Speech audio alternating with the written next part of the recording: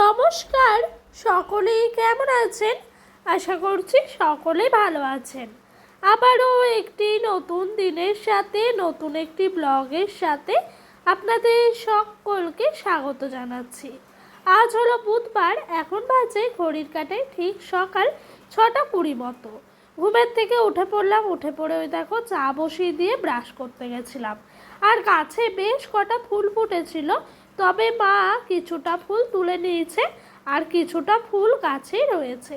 তার মধ্যে পাণ্ডব জবা ফুলটি ভীষণ ভাল লাগে। ওই গাছটি আমার বিয়ের আগে মা কিনে এনে লাগিয়েছিল 40 টাকা দিয়ে।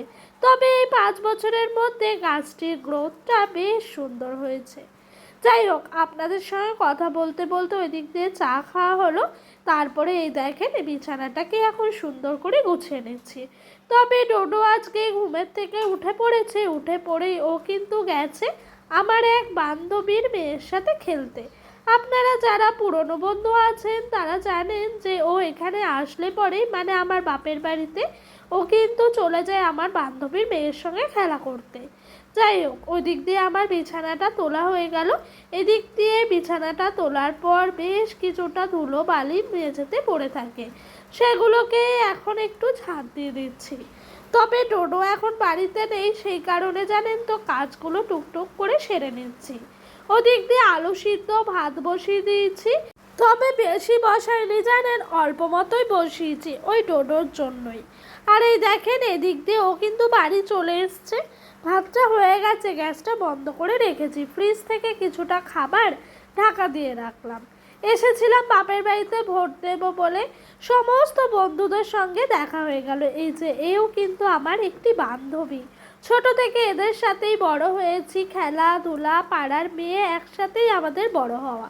তবে নিজেদের বিবাহ সূত্রে যে যার মতো সংসার বেঁধে নিয়েছে। ওই বান্ধবীটির বিয়ে হয়েছে অগ্রদ্বীপে, মানে আমার বাড়ির থেকে 1 ঘন্টার ডিস্টেন্স। যাই হোক, এবার জানেন তো বাপের বাড়ি এসে মনটা বেশ খুশি হয়ে গেছে, কারণ সকল বান্ধবীর সঙ্গে দেখা হচ্ছে। তার সাথে ছোট থেকে বড় সকলেই একসাথে বড় হয়েছি, তাদের সাথেও দেখা হয়ে যাচ্ছে। সত্যি বলতে এবার বাপের বাড়ি এসে ভীষণ খুশি হয়েছি আমরা মা ছেলে। জানেন তো পুজোর সময় আমি আসি তো ওরা আসে না, বা ওরা আসে তো আমি আসি না। তবে সকলেই আসে, আমারই আসা হয়ে ওঠে না পুজোতে খুব একটা, তাই সকল বান্ধবীদের সঙ্গে দেখাও হয় না। তবে এই ভোটের সময় সবাই আসে, ভোট তো দিতেই হবে, তাই না বলেন? তবে আমরা বান্ধবীরা বলেছি যতদিন পারবো আমরা এখানেই ভোটার কার্ডটি রাখবো, ট্রান্সফার করব না।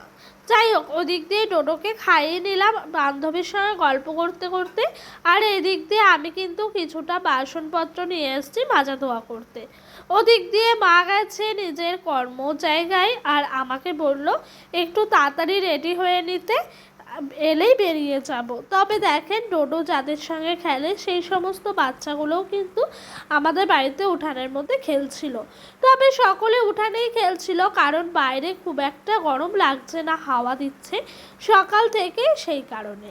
আর এদিক দিয়ে আমি কিছুটা বাসন মেজে নিচ্ছি। এরপরে নিজেরা দুজনই ফ্রেশ হব, হয়েই কিন্তু চলে যাব ভোট দিতে। জানেন তো মেয়েদের বাপের বাড়ি যেমনই ভাঙা চোরা হোক না কেন, বাপের বাড়ি যেন মেয়েদের কাছে আলাদা শান্তির জায়গা। এক কথায় আমরা বলতে পারি আমাদের নিজের স্বর্গ। সত্যি বলতে বাপের বাড়িতে আসলে সকালবেলা ঘুমের থেকে উঠে সেরকমভাবে কোনো চিন্তাই থাকে না, ছেলেকে খাওয়াতে হবে, ঘুম পাড়াতে হবে, সমস্ত দায়িত্ব যেন এক নিমিষের মধ্যে মা নিজের কাঁধে তুলে নেন। সেই কারণে জানেন তো ভীষণ ভাল লাগে। নিজের বাপের বাড়ি নেই কোনো দায়িত্ব, নেই কোনো কর্তব্য, সেই নিজের আবারও মেয়েবেলাটাকে খুঁজে পাওয়া যায়। এই দেখেন গল্প করতে করতে ডোডোকে একটু রেডি করিয়ে দিচ্ছি। এরই মধ্যে মা চলেও এসছে, মায়ের কাজে ব্যস্ত। আর আমি ডোডোকে বোঝাচ্ছি, বাবা ওইখানে যাব, যাওয়ার পর তুমি কিন্তু দুষ্টুমি করো না। কেন বলো তো, ও না পুলিশ দেখলে ভীষণ ভয় পায়। ওকে এখন থেকেই আমি বুঝিয়ে নিয়ে যাচ্ছি। ছোটবেলায় আমিও এরমটা ছিলাম জানেন, পুলিশ বা অন্যান্য কাউকে দেখলে ভীষণ ভয় পেতাম। জানেন তো বিশেষ করে লম্বা চওড়া মানুষগুলোকে দেখলে এত ভয় লাগতো কি বলবো। এই দেখেন ডোডোকে বোঝাতে বোঝাতে আমার কিন্তু রেডি করা হয়ে গেছে।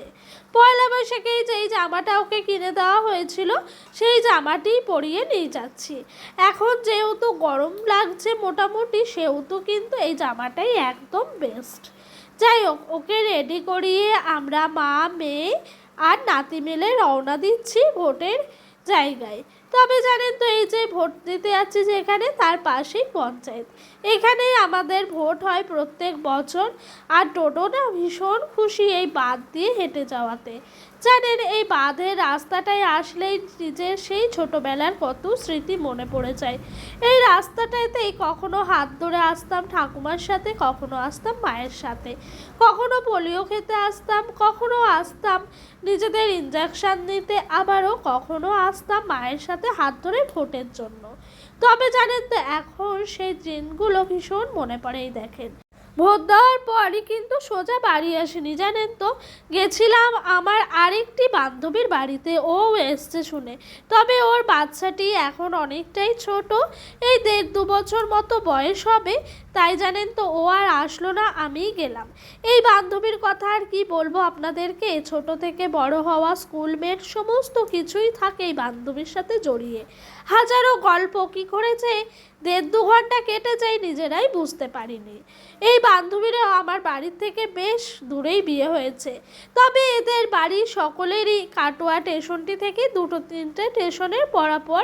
তবে আমারই অনেকটাই দূরে বিয়ে হয়ে গেছে। ওদের জন্য খুব মন খারাপ করে, জানেন তো, যখন মনে পড়ে। রেখে গেলাম, স্মৃতিটা থেকে গেল। আবারও কোনো সময় মন খারাপ করলে টুকুস করে এই ভিডিওটা দেখে নিজেদের মন খারাপটা এক নিমিষেই ভুলে যাব।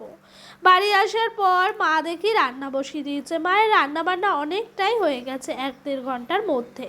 মা কাঠের জালে ভাত বসিয়ে দিয়েছিল প্লাস্টিকের ক্যারি প্যাকেট পরিয়ে। আর এদিক দিয়ে আমি পটল আলুর তরকারিটি মাকে বলছিলাম একটু তাড়াতাড়ি কষিয়ে নিতে। আর আমার মায়ের হাতে এই পটল আলুর তরকারিটি এত দুর্দান্ত, কি বলবো। সত্যি বলতে আমার মায়ের হাতে আমার কাছে প্রতিটি তরকারি যেন অসাধারণ লাগে। এর স্বাদ আমি কখনোই নামি দামি রেস্টুরেন্ট বলেন বা কোথাও বলেন পাই না। যাই হোক, ডোডোকে স্নান করিয়ে দিলাম বাড়ি আসার পর ঘরে। এখন দিয়েছি ওকে শুতে। তবে ডোডোর কিছুটা জামা কাপড় ছিল, সার্ফ জল করে 2বার ধুয়েছি। তারপরে একটু ডেটল জল দিয়ে আবারও ধুয়ে ভালো করে চিপে নিচ্ছি জলটা। এরপর রোদ্দুরে দেব। এই জামাগুলো আর কাচলাম না, জানেন তো, একবার করে শুধু পরেছে।